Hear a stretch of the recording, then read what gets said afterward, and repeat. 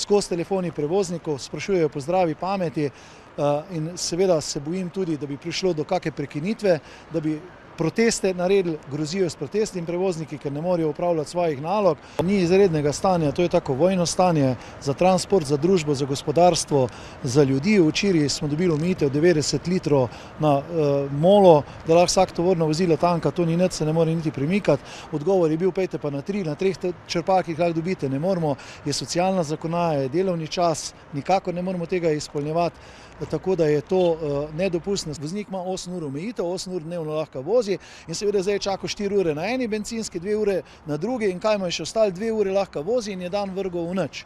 Se pravi, eno je to, da je izrabil svoj delovni čas, drugo je pa, da imamo v transportu vsi penale, zdaj veste, da skladišč več ni, tako Revoz, tako vsi imajo just in time, isto vrnjaka v proizvodno, isto vrnjaka na trgovinske police in seveda imamo tukaj pogodbe odzad, ki nas finančno bremenijo za vsako uro zamude. In to je nedopustno in pozivam naftne družbe, da se ne igrajo s slovenskim državljanom, slovenskim gospodarstvom, zato ker se jim bo to zelo slabo obrestovalo dolgoročno.